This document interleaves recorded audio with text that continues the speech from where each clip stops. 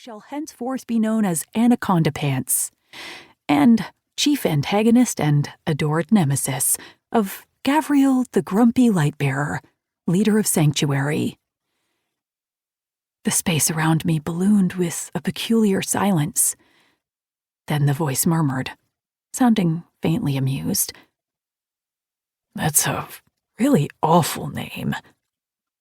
"Thanks, I made it myself," I snarked back.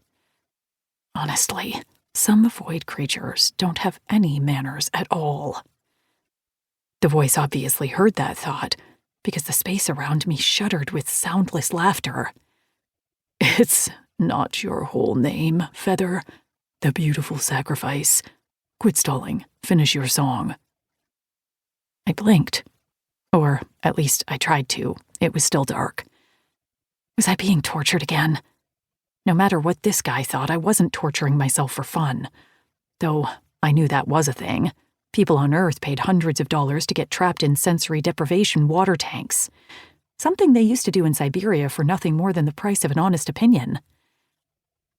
"That's all the name I know," I said, though some part of me twisted like a 3-year-old caught lying about cutting her own hair.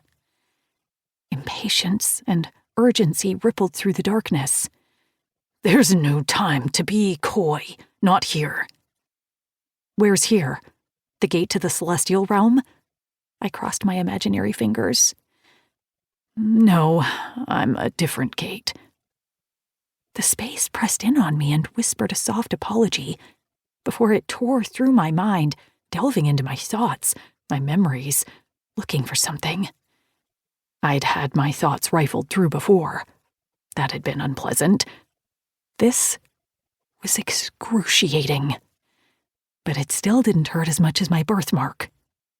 "Oh, small one, I understand now. Perhaps I could pull you back, but you're tethered on both sides. Getting you through could prove problematic, beautiful sacrifice."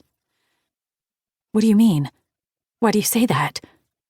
I didn't ask who the voice was, though I had some suspicions. I thought of the name of the Great Gate, the one Hanul and Rumpel had both mentioned.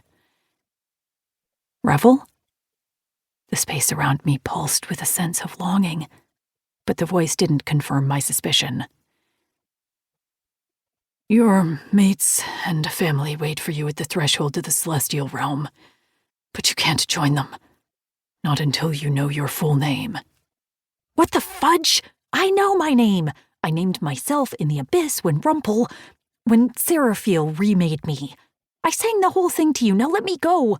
I need my growly bear, Rye, Sunny, and Precious." I had a whole family now, and I wasn't going to let some perverted gate keep me from the big reunion in the sky. I needed them. The space around me pressed close.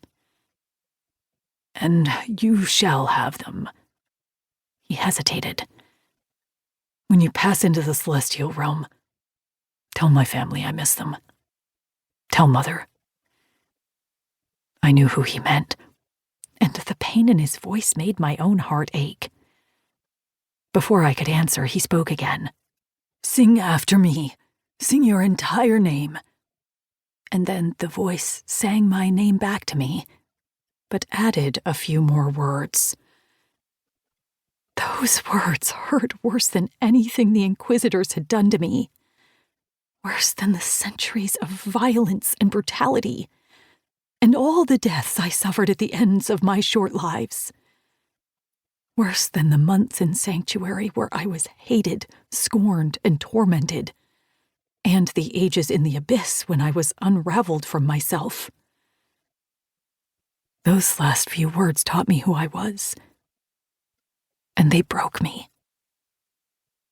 Revel vanished as I sang what was, indeed, a terrible name. The blue thread appeared again, but I was too weak, too heart-sore to follow it. And maybe a little bit too pissed off.